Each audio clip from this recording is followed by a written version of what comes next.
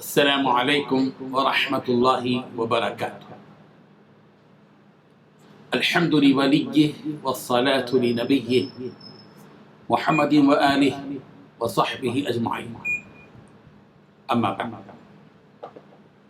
حاضرین و ناظرین، یہ درس نمبر 547 ہے۔ سورہ انعام کی 2 آیتوں کی تشریح کی جائے گی، آیت نمبر 74 اور 75، 74 اور 75۔ پہلے ہم ان 2 آیتوں کی تلاوت کرتے ہیں، لفظی معنی اور معنی کے بعد تفسیر بیان کرتے ہیں۔ اعوذ باللہ من الشیطان الرجیم، بسم اللہ الرحمن الرحیم۔ وَإِذْ قَالَ إِبْرَاهِيمُ لِأَبِيهِ آزَرَ أَتَتَّخِذُ أَصْنَامًا آلِهَةً إِنِّي أَرَاكَ وَقَوْمَكَ فِي ضَلَالٍ مُبِينٍ وَكَذَلِكَ نُرِي إِبْرَاهِيمَ مَلَكُوتَ السَّمَاوَاتِ وَالْأَرْضِ وَلِيَكُونَ مِنَ الْمُوقِنِينَ۔ صدق اللہ العظیم۔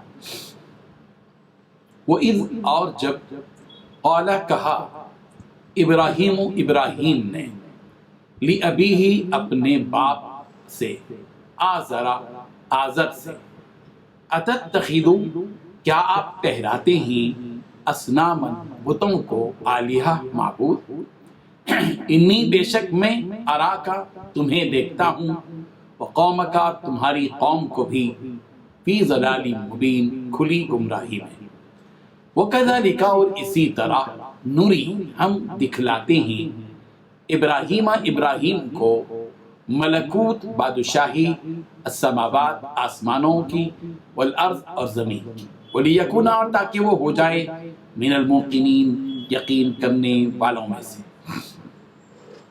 ترجمہ یوں ہے، اور وہ وقت بھی یاد کرنے کے لائق ہے جب ابراہیم نے اپنے باپ آزر سے کہا تھا، کیا تم بتوں کو معبود بناتے ہو؟ میں دیکھتا ہوں کہ تم اور تمہاری قوم کھلی گمراہی میں ہے۔ اور ہم اسی طرح ابراہیم کو آسمانوں اور زمین کے عجائبات دکھانے لگے تاکہ وہ خوب یقین کرنے والوں میں ہو جائے۔ ان 2 آیتوں میں 3 باتیں بتائی گئی ہیں، اور اس وقت کو یاد کرو جب ابراہیم نے اپنے باپ آزر سے کہا تھا کہ کیا آپ بتوں کو خدا بنائے بیٹھے ہیں؟ دوسری بات، میں دیکھ رہا ہوں ابا جان کہ آپ اور آپ کی قوم کھلی گمراہی میں مبتلا ہے۔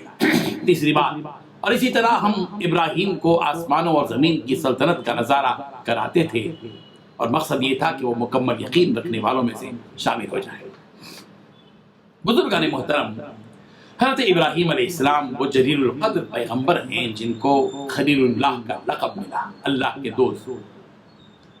اس لیے کہ حضرت ابراہیم علیہ السلام نے اللہ تعالیٰ کی محبت میں اپنا سب کچھ قربان کیا، اللہ تعالیٰ کے سارے احکامات کے سامنے اپنے آپ کو جھکا دیا، کبھی کسی بھی قسم کی کوئی نافرمانی نہیں کی، توحید کا پرچم بلند کرتے رہے، توحید پر قائم رہے۔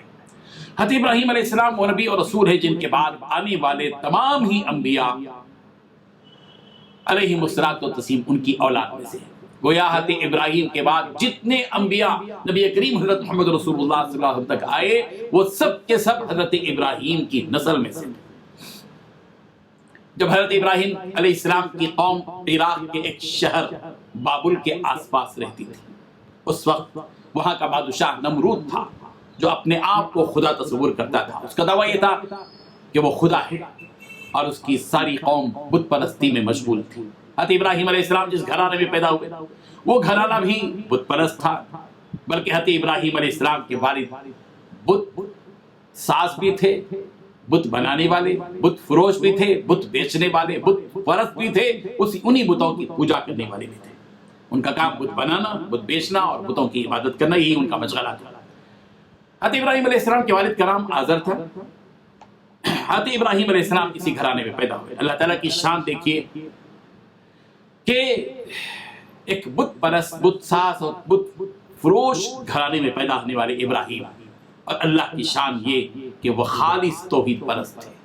انہوں نے کبھی کسی بت کی پرستش نہیں کی، اپنا بچپن سارا انہوں نے دیکھا ان کا بچپن بتوں کے سامنے، بتوں کے ماحول میں گزرا، مگر کبھی باوجود یہ کہ سارے ماحول کو دیکھتے، سارے لوگوں کو کہ ان کی پرستش کر رہے بتوں کی، حضرت ابراہیم علیہ السلام نے کبھی ان بتوں کی پرستش نہیں کی، بلکہ وہ ایک اللہ کی طرف لوگوں کو بلاتے رہے۔ حضرت ابراہیم علیہ السلام نے جو زمانہ پایا وہ نمرود کا زمانہ تھا، انہوں نے نمرود کو بھی بتایا، ایک اللہ کی دعوت دی، سمجھایا، اپنی قوم کو بھی بتایا، پھر اپنے والد ماجد سے بھی کہا، باپ سے کہا کہ ابا جان سے انہوں نے صاف طور پر کہا، اسی کا تذکرہ اس آیت میں موجود ہے کہ اس وقت کو یاد کرو جب کہ حضرت ابراہیم نے کہا اپنے باپ آزر سے کہ اتتخذوا اصناما آلہۃ، ابا جان کیا آپ ان بتوں کو اپنا خدا بنائے بیٹھے ہیں؟ میں تو آپ کو اور آپ کی قوم کو کھلی گمراہی میں دیکھ رہا ہوں۔